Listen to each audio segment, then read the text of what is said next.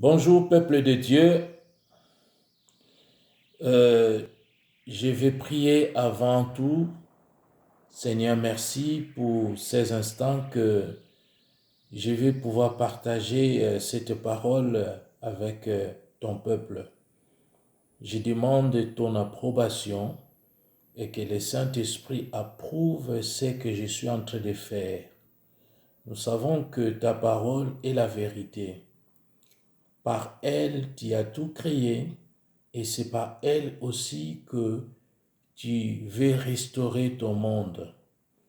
Nous glorifions ton nom, Jésus, parce que tu nous as fait une promesse et que bientôt tu vas la réaliser. Tu as dit que tu viendras nous prendre et nous partirons dans ton ciel de gloire. Et nous attendons ces jours avec beaucoup de patience, mais dans la prière et dans l'exercice en même temps de la parole de Dieu. Je te glorifie parce que tu es notre Père. Saint-Esprit, agis en toute puissance dans le précieux nom de Jésus, que j'ai ainsi prié. Amen. Voilà. Mes bien-aimés, j'ai un message à partager avec vous en ce qui concerne la prière. Pourquoi la prière? La prière, c'est quelque chose qui m'attire beaucoup.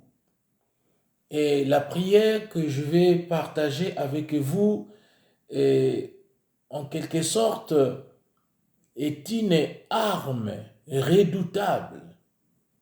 Et donc, j'ai un passage que j'aimerais partager avec vous dans Jacques chapitre 5, du verset 12 à verset 15. Donc, je vais lire la parole de Jésus-Christ. Alors, la Bible nous dit ceci dans Jacques chapitre 5, du verset 12 au verset 15. Donc, avant tout, mes frères et sœurs, ne jurez pas que ce soit par les ciels, par la terre ou par une autre forme de serment, mais que votre oui soit oui et que votre non soit non, afin que vous ne tombiez pas sous le jugement. Et verset 13 nous dit ceci: quelqu'un parmi vous est-il dans la souffrance? Qu'il prie. Quelqu'un est-il dans la joie? Qu'il chante des cantiques. Quelqu'un parmi vous est-il malade? Qu'il appelle les anciens de l'Église et que les anciens prient pour lui en lui appliquant de l'huile au nom du Seigneur. Et le verset 15 nous dit: la prière de la foi sauvera les malades et le Seigneur les relèvera. S'il a commis des péchés, le pardon lui sera accordé. Voilà. Donc, ce qui est important, il n'est pas question ici de la foi de la personne malade, mais celle de ceux qui prient. Donc, ceux qui vont prier pour la personne qui est malade. Et Dieu, il fait sa part en tant que notre Père céleste. Et c'est Dieu qui guérit. Et non la prière. Vous voyez? Donc, mais en quelque sorte, toutes les prières sont donc subordonnées à la volonté de Dieu. Nous allons prier. La prière, c'est un instrument que Dieu va utiliser. Et à travers cette prière, Dieu va nous exaucer et la personne concernée, la personne malade, aura la guérison attribuée par Dieu. Vous voyez comment la prière peut être une arme efficace, une arme redoutable. Et il y a un texte que j'aimerais aussi partager avec vous dans les livres d'Esther au chapitre 3. Donc, dans ces textes d'Esther, nous allons comprendre qu'il y a eu un édit de mort contre les Juifs. Donc, chapitre 3, du premier verset au verset 11. La Bible nous dit ceci. Après ces événements, le roi Assuérus accorda plus d'importance et de pouvoir à Aman, fils d'Ammédatha, l'Agagite. Il lui donna une position supérieure à celle de tous les princes de son entourage. Et tous les serviteurs du roi qui se tenaient à la porte du roi pliaient les genoux et se prosternaient devant Aman, car cela correspondait aux ordres du roi à son sujet. Mardochée, cependant, ne pliait pas les genoux et ne se prosternait pas. Les serviteurs du roi qui se tenaient à la porte du roi lui dirent: « Pourquoi enfreins-tu l'ordre du roi ?» Comme il les lui répétait chaque jour et qu'il ne les écoutait pas, ils informèrent Aman de son attitude pour voir s'il persisterait dans sa décision. En effet, il leur avait dit qu'il était juif. Vous voyez, quand on est juif, on ne peut pas plier les genoux devant un autre Dieu. En quelque sorte, on ne peut pas plier les genoux devant Baal, le dieu d'Astarté. Nos genoux sont réservés uniquement pour le roi des rois. Alors, et c'est ce qu'a fait Mardochée. Donc, il fut rempli de colère. Cependant, il ne jugea pas suffisant de porter la main contre Mardochée seul. En effet, on lui avait révélé à quel peuple celui-ci appartenait, et il chercha à exterminer tous les Juifs installés dans tous les royaumes d'Assuérus, à savoir le peuple de Mardochée. La 12e année du règne d'Assuérus, les premiers mois, c'est-à-dire le mois de Nisan, on jeta le pour, c'est-à-dire le sort devant Aman pour chaque jour et chaque mois successivement, et les sorts désignant le 12e mois, c'est-à-dire celui d'Adar. Aman dit alors au roi Assuérus: « Il y a dans l'ensemble des provinces de ton royaume un peuple unique, bien que dispersé, qui reste bien à part parmi le peuple. Il a des lois différentes de celles de tous les autres peuples et n'applique pas celles du roi. Le roi n'a aucun intérêt à les laisser tranquilles. Si donc tu les juges bon, qu'on donne par écrit l'ordre de les faire disparaître, ce sont 300 tonnes d'argent que je remettrai au roi, aux fonctionnaires, pour les trésors du roi. » Le roi retira l'anneau de sa main et le donna à Aman, fils d'Ammédatha, l'Agagite, qui était l'adversaire des Juifs. Et il lui dit: « L'argent et ce peuple sont à ta disposition, faisant ce que tu voudras. »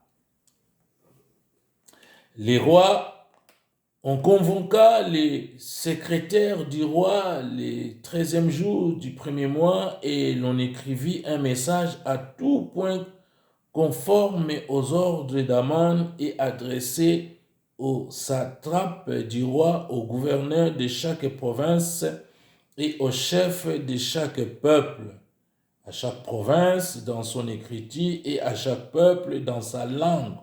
Le message fut écrit au nom du roi Assuérus et l'on y apposa l'empreinte du roi. Les lettres furent envoyées par l'intermédiaire des coursiers dans toutes les provinces du roi. Elles disaient qu'il fallait en un seul jour les 13e du 12e mois, c'est-à-dire le mois d'Adar, exterminer, massacrer et supprimer tous les Juifs, jeunes et vieux, petits, enfants et femmes, et procéder au pillage de leurs biens. Une copie du document devait être donnée avec force de loi à chaque province et être communiquée à tout le peuple afin qu'il soit prêt pour ces jours-là. Les coursiers partirent sans tarder, c'est ordre du roi. L'édit fit aussi proclamer à Suse, la capitale, et tandis que le roi et Aman s'installaient pour boire, la ville de Suse était plongée dans la consternation. Vous voyez, quand on lit ces textes, on voit le danger qu'Israël avait connu à cette époque. Et donc, Mardochée, il va faire recours à la prière. Et comme les décrets d'Aman étaient valables dans tout l'empire perse, il concerne aussi les Juifs installés sur le territoire d'Israël. Et son application ferait donc totalement disparaître les peuples de Dieu et empêche l'envoi du Fils de Dieu sur la terre comme le Messie. Voilà le plan du diable. Alors, or, les plans divins ne peuvent être contrés à man et condamnés à échouer. Donc, ça veut dire que l'adversaire, il a fait un plan. Mais le Seigneur Jésus-Christ, il a donné sa vie à la croix. La Bible nous dit qu'il a vaincu la mort. Il a vaincu Satan, le diable, avec ses acolytes. Et qu'est-ce qui fait que jusqu'à nos jours, nous avons du mal à vaincre nos difficultés, nous avons du mal à vaincre nos problèmes, nous avons du mal à vaincre nos problèmes, nous avons du mal même à vaincre un fléau. Mais ici, je voudrais vous dire que la Bible nous dit que le Seigneur a vaincu Satan. Et nous avons la victoire. Et du fait d'avoir cette victoire, le Seigneur Jésus nous demande tout simplement qu'on puisse s'engager dans la prière, une vraie prière. Comme la Bible nous dit dans Jacques, la prière de la foi. Vous voyez, la prière de la foi sauvera la personne qui est malade, même si cette personne avait commis des péchés. Du fait que nous avons prié pour cette personne, parce que dans notre prière, nous allons mentionner certainement que Dieu puisse pardonner la personne.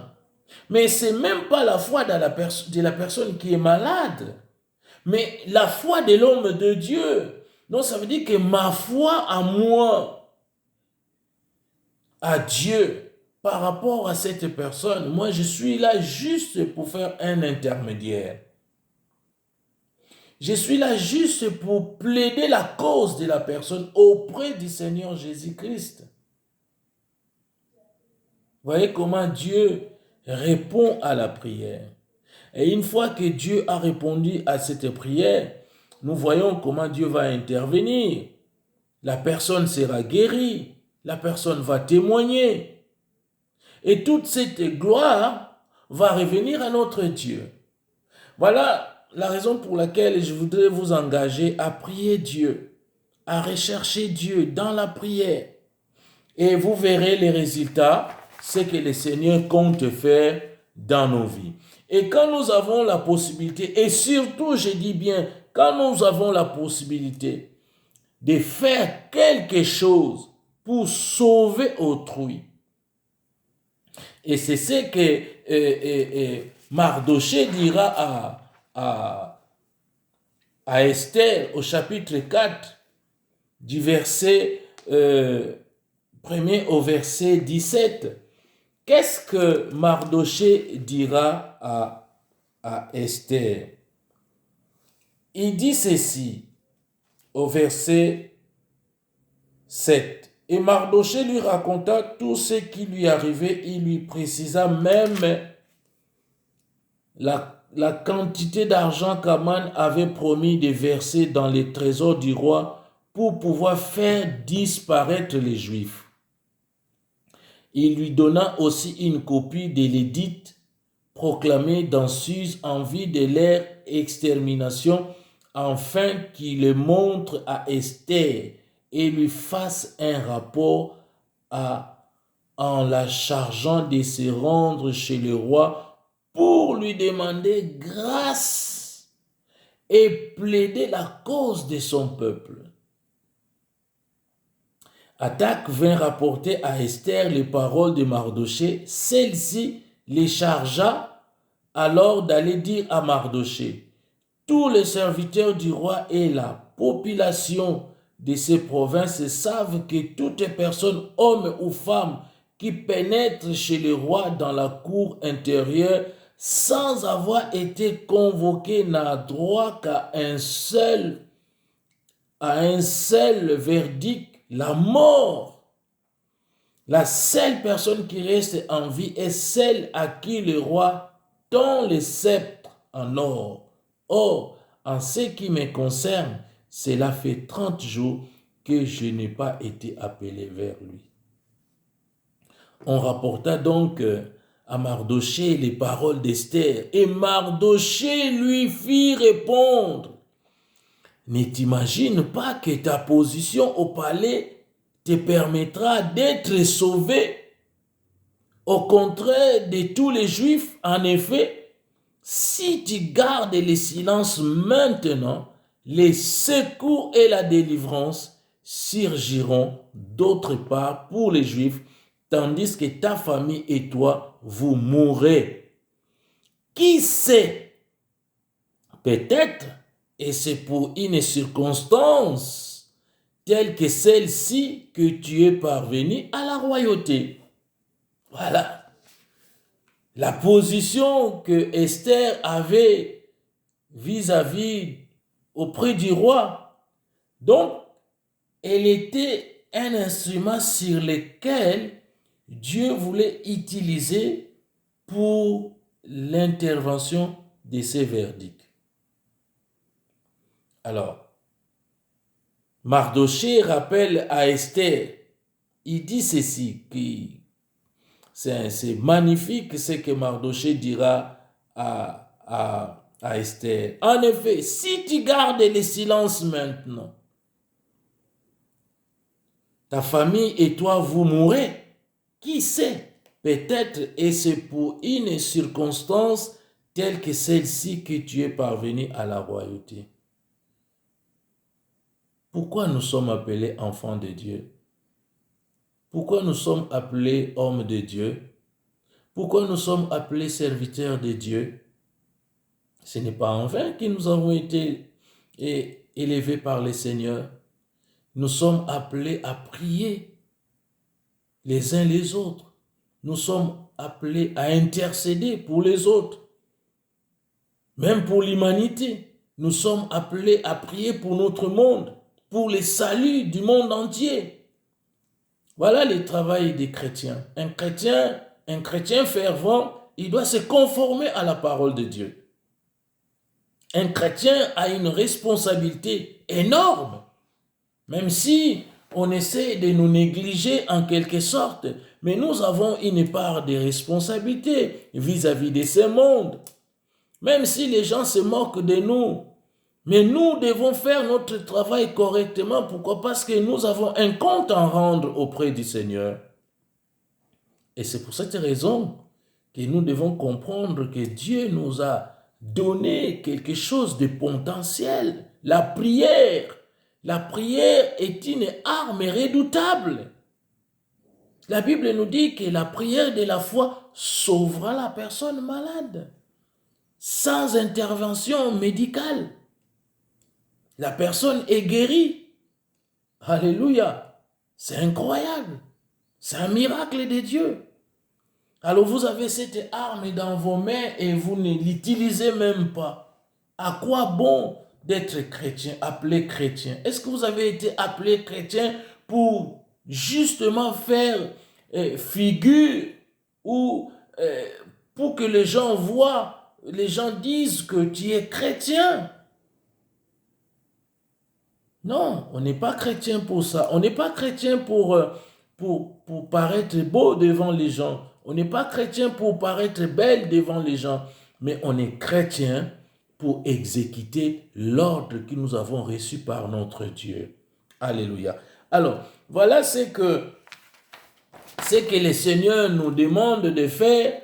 Et quand nous avons la possibilité de faire quelque chose pour sauver autrui, profitons-en. Profitons-en.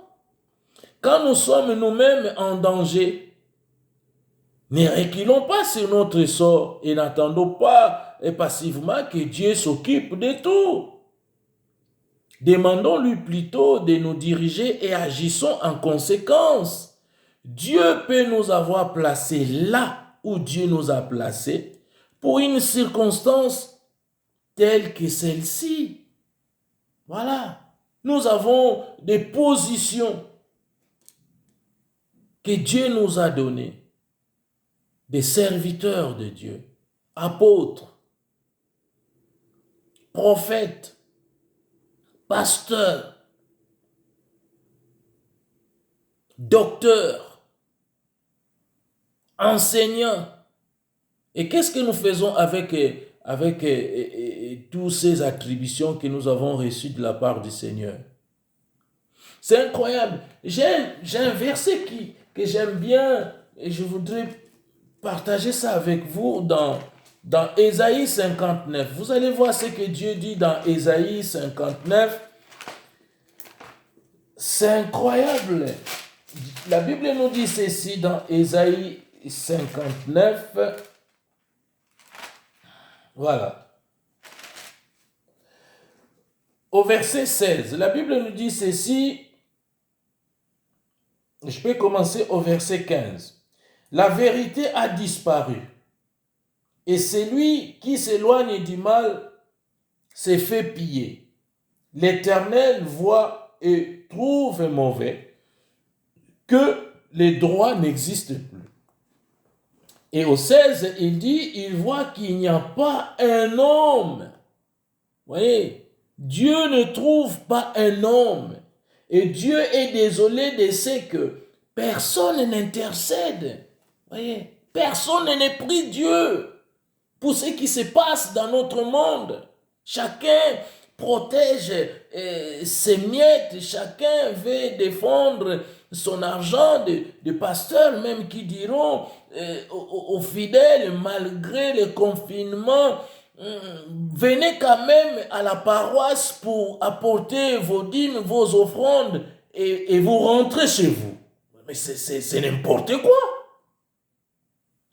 C'est n'importe quoi. Alors qu'il y a les fléaux. Moi, je pense quand Moïse avait dit au peuple d'Israël de rester confinés chez eux pendant la nuit. Pourquoi? Parce que l'ange de l'Éternel va passer. Il ne faudrait pas que l'ange trouve quelqu'un dans la rue en train de se promener. Est-ce que l'ange dira à la personne, pourquoi? Parce que je vais à la paroisse remettre les offrandes ou bien je vais à la paroisse apporter mes dîmes? Mais non, l'ange, il y avait un décret. Moïse avait dit au peuple d'Israël de rester confinés chez eux. Pendant que l'ange de la mort va passer, mais il faut mettre les sangs sur les linteaux. L'ange va regarder les sangs qui est sur les linteaux. Maintenant, vous avez mis les sangs sur les linteaux de votre maison et ensuite vous sortez, vous allez à la paroisse remettre l'enveloppe. Pourquoi? Parce que votre pasteur a besoin de cette enveloppe. Mais vous vous rendez compte de ce que vous êtes en train de faire? Vous êtes en train de tuer le peuple de Dieu. Non, moi je ne suis pas d'accord avec ces gens des hommes de Dieu. Vous êtes hommes de Dieu ou vous êtes là que pour de l'argent. Vous ne vous souciez même pas des âmes. C'est incroyable. Et moi, quand je vois des attitudes comme ça, ça me révolte. Ça me révolte. Ça me révolte. Quand nous sommes nous-mêmes en danger, ne reculons pas sur notre sort et n'attendons pas passivement que Dieu s'occupe de tout. On nous a donné un décret et nous devons respecter. À notre tour, nous devons respecter. C'est pour cette raison que j'ai fait cette vidéo chez moi, dans ma maison. Mais j'essaie quand même de divulguer le message de Dieu par les réseaux sociaux. C'est aussi un moyen de communication. Alors, la Bible nous dit ceci, Dieu est désolé de ce que personne n'intercède. Alors son bras lui vient en aide et sa justice lui sert d'appui. L'intercession, nous sommes appelés à prier, quelles que soient les conditions, quelles que soient les circonstances. Prenons un temps dans la prière.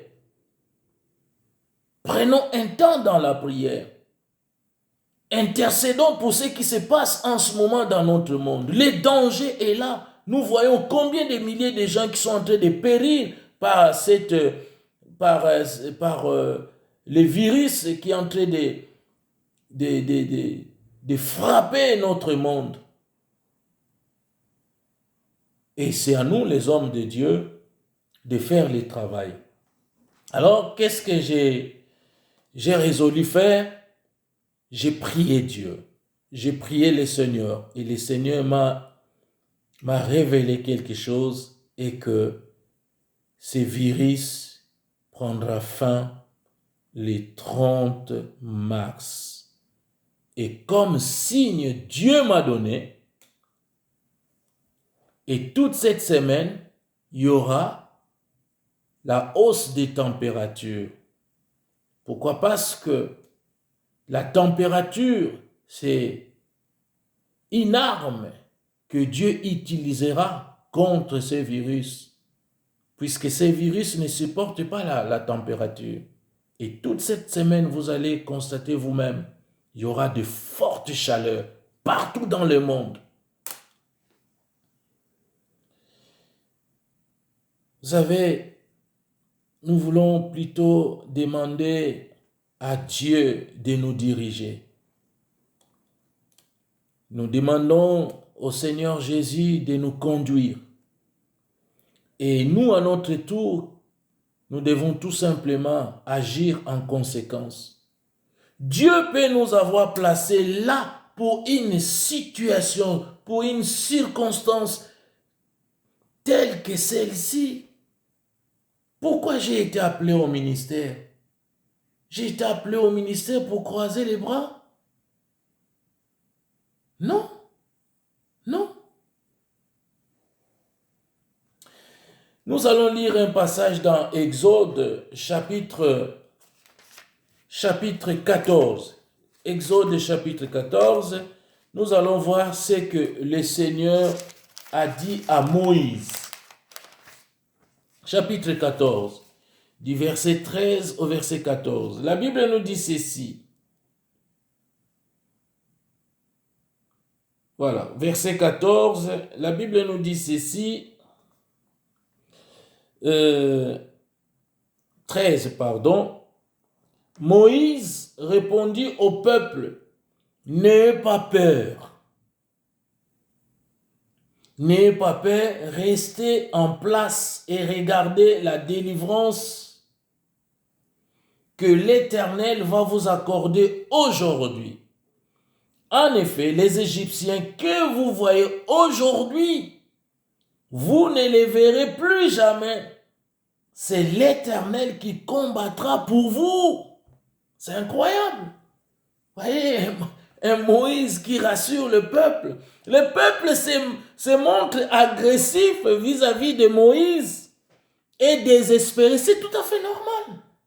Même moi, par rapport à cette situation, par rapport à ces fléaux, il fallait que je trouve une position. Est-ce que je vais rester agité ou pas? Comme font les autres, j'ai vu des serviteurs de Dieu envoyer des messages dans des réseaux sociaux qui vont même et dire aux enfants de Dieu, ne vous inquiétez pas parce que nous avons nos feuilles, nos mamans qui préparent des trucs comme ça. Mais aucun qui a dit aux enfants de Dieu de se mettre en prière, de chercher Dieu dans la prière. C'est incroyable. On voit l'attitude du peuple. Le peuple se montre agressif et désespéré. Mais Moïse, qu'est-ce qu'il fera de son côté? Moïse, un Moïse, avec un grand peuple, il encourage. Moïse continue à encourager le peuple à admirer la merveilleuse délivrance que l'Éternel va accorder. La délivrance n'était pas encore là, mais Moïse encourage quand même le peuple en disant que ces Égyptiens que vous voyez aujourd'hui, vous ne les verrez plus jamais. Et c'est ce que je viens vous dire.